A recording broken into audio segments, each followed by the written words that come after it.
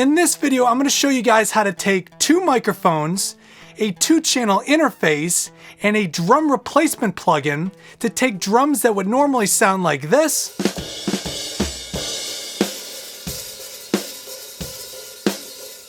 and turn them into drums that sound like this. Here we go. True Sound Studios is in your ears.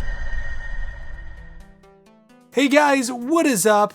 I'm Weezna, and as always, we're here at my studio, True Sound Studios. So being a drummer of over 18 years, I had this idea.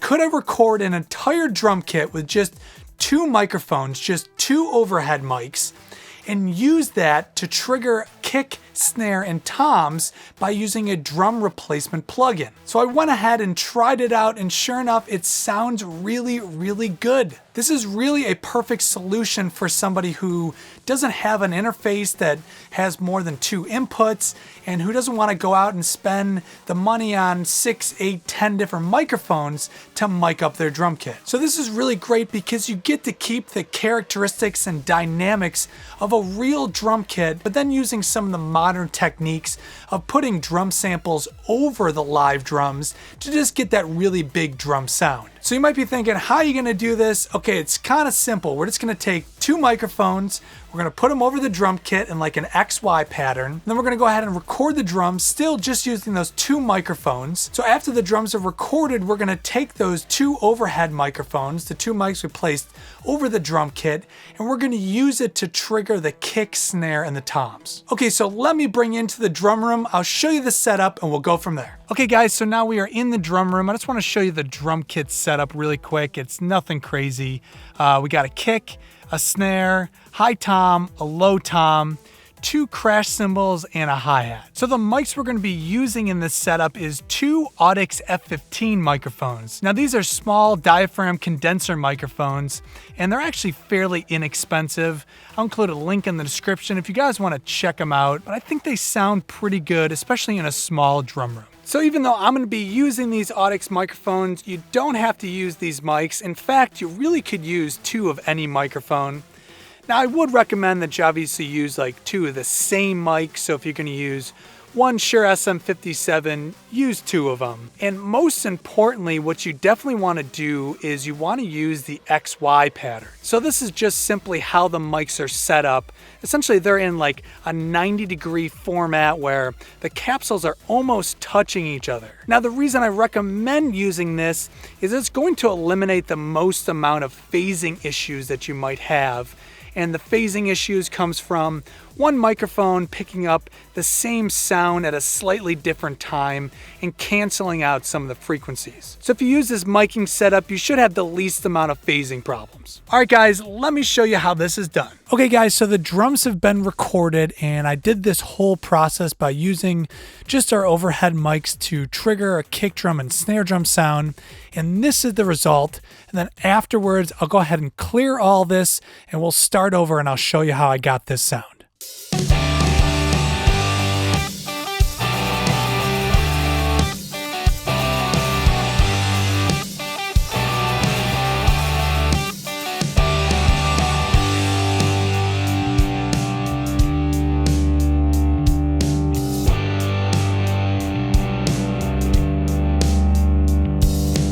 So as you can tell, I mean, that sounds really good. I really feel like you could definitely trick people into thinking you recorded with some big multi-input interface and a whole bunch of mics.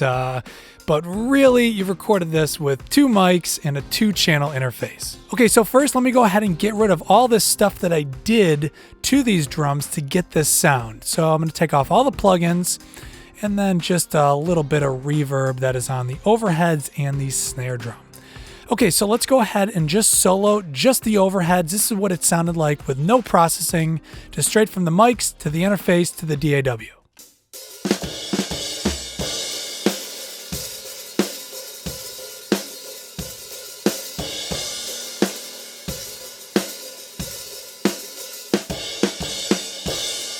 Okay, so you can tell it's, nothing special. So the first thing I did was go ahead and add a drum room sound. Now, obviously, since we recorded with 2 mics, we don't have extra channels or extra microphones to capture the room that our drums are in. So I added a very simple reverb plugin and went ahead and added that to this overhead just to give these drums a little bit more life.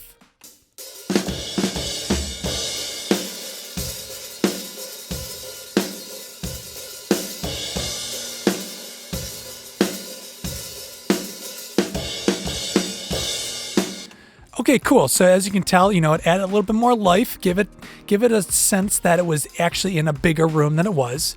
So the next thing I did was add a little bit of EQ and compression and some of that SSL drive sound. So I did this with the Softube Console 1, and let's go ahead and take a listen to this now.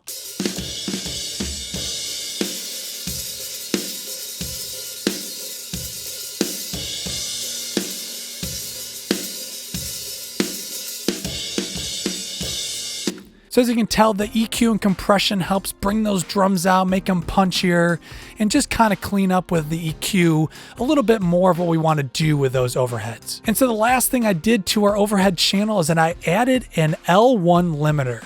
Now the L1 limiter or the L2 limiter, kind of known as like the snare killers. It really cuts the snare drum out of the drum loop or the mix or whatever it is.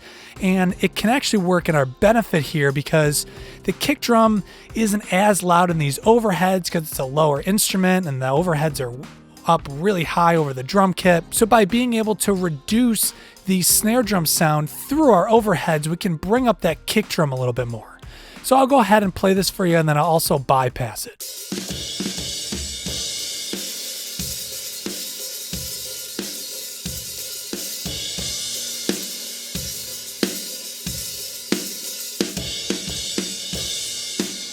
So you can tell that L1, when I turn that off at the end there, the second half of it, you can really hear how that snare drum popped out of the mix. Now, obviously, this is up to you guys. Now, me personally, I kind of like the kick and snare triggered sound a little bit more of that close mic. So I like to bring some of that snare drum out of the overheads, but obviously that is up to you guys. You can do whatever you want. I'm just going to show you how to get the sound, and obviously you can create your own mix. Okay, so before we go any further, we just want to make sure we check the phase. So this is going to matter when we start trying to trigger our kick and snare from our overheads. So this top part here, this is the left overhead, and then this is the right overhead. And a good way to check to make sure that they're in phase is just find the peak. And if that peak lines up with the other peak or the transient, if those line up really well, then you know that for the most part, your left and right overhead microphones are in phase. Now, if these were a little bit off, you could go ahead and adjust your microphones when you're recording by moving just one microphone closer or further away from the drum kit to fix that. This is probably off by 1/100th of a second, so that is more than acceptable. And this will work great for what we need it for. Okay, so the first thing we need to do is we need to make copies of this overhead. So I'm very simply going to select this track, hold down Control, and make a copy, and then make one more copy. So now we just have 3 sets of overheads. This will actually be our overhead channel. This is going to be our kick channel, and this is going to be our snare channel. Okay, so now what we need to do is use this overhead channel that we recorded, and we need to trigger our kick drum. So we're going to do the same thing down here, but we're going to trigger the snare drum. So you can use this a couple different ways, like I had mentioned earlier, either using Drumagog, or you could use Steven Slate Trigger. In this video, I'm going to show you guys in Cakewalk Sonar Platinum is actually a drum replacer. So I'm going to go ahead and select this kick track. I'm going to right click, region effect, drum replacer, and create region effect. So here you go. So it's now scanned our overhead channel, or what we're going to be using to trigger our kick drum. Okay, so if we start taking a look at this, anytime these little red boxes down here underneath the transients and this white line appears, those are the things that this is going to trigger. So this is essentially what it's seeing. It sees this transient and it triggers it by whatever sample that we have loaded over here. So in this case, these larger transients are actually the snare drum, and these smaller ones are the kick drum. So the first thing we need to do is lower the threshold so that our kick drums are all going to trigger. So now that we've lowered the threshold low enough, now you don't want to have it too low because you will start double triggering some things and it's just going to get kind of messy. So maybe around here, where you have a little bit of room on top of that kick drum. So now what we want to do is go ahead and solo our kick drum channel. Let's take a listen to what it's doing right now. You can tell it's triggering our snares and our kicks. So the first thing we want to do is let's go ahead and unclick that little red box, and you see the box and the line goes away, meaning no longer are those going to trigger with our sample. So if we go ahead and unclick these, I know those are snares, that's a snare, that's a snare. So now if you go ahead and play this, so now it's only going to trigger whenever it hears or sees this kick drum. So now let's go ahead and replace that sample. Now you don't have to, but I know I just have a sample that I think would fit maybe better into this mix a little better. So come to here and I'm just going to grab one of my custom samples. And so now let's take a listen. Okay, so that is much better. I like that sample a little better. So you're actually able to load in whatever sample that you want into here as long as it's a compatible format. In this case, I just uploaded a WAV file. So now that we got that, now let's go ahead and let's scroll through here a little further and let's start taking out all of these snare drums because we don't want to trigger on the snare drum. Now, what's nice about this is you can just uncheck these, and if you wanted to and you screwed up and you weren't supposed to do that, you can just go ahead and click it again and you can re-trigger whatever you want. So this Cakewalk drum replacer is really nice that you don't have to go ahead and cut up the audio file in order to be able to do this. So now let's go ahead and play this with our overhead so we can hear kind of what this is going to sound like.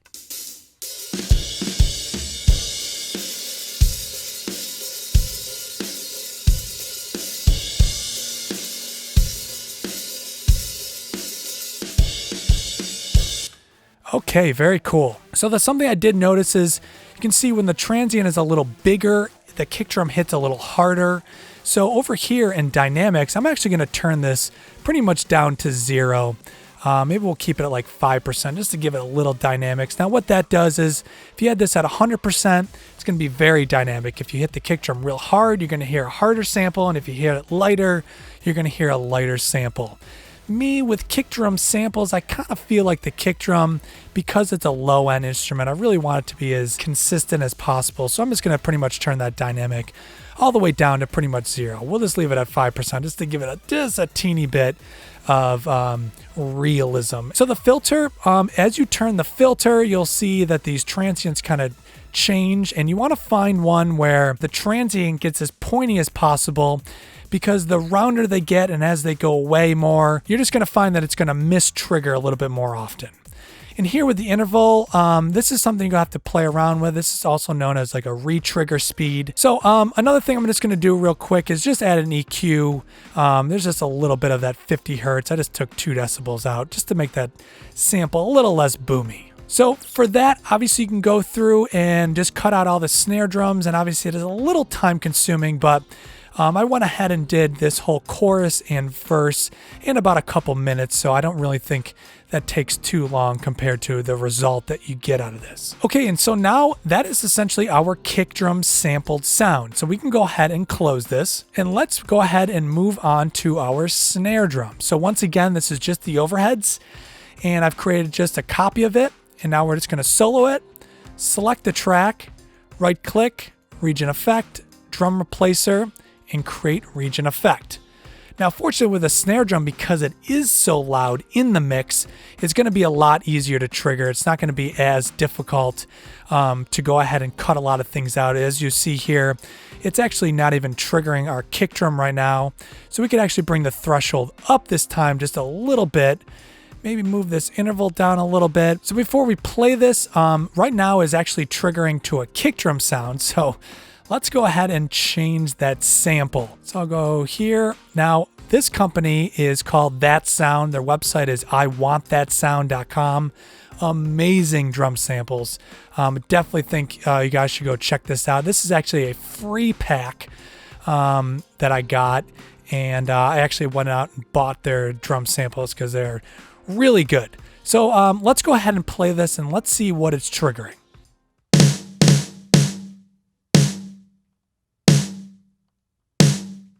So that's pretty nice. As you can tell, it's only triggering our snare drum.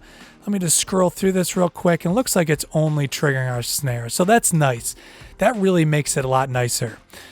So for our dynamic, now this, for a snare drum, because you don't want it to sound super fake, you might want to keep the dynamic, a greater number. So maybe I'll move it down to 20. Just to give it a little dynamics, but really still trying to keep that snare drum sample in there. And then over here on the level, I already know this is just going to be too loud, so I'll just kind of turn this down maybe to somewhere around there. Let's go ahead and solo all of our drums and hear what this sounds like.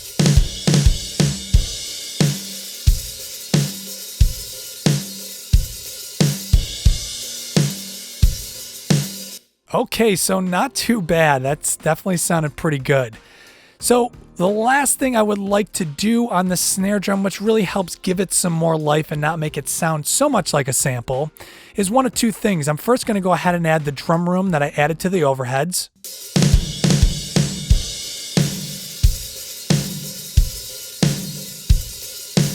And then once again, I'm going to add the soft tube console 1 and take a listen to this now.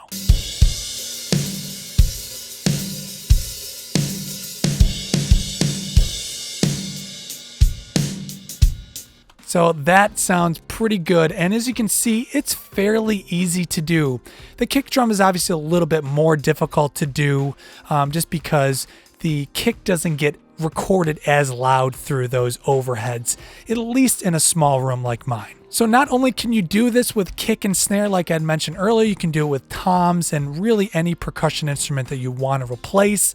It also is kind of nice because you could go back and essentially add kick and snares in there that weren't even there before. So let's just go ahead and hear what this sounds like in the full mix again.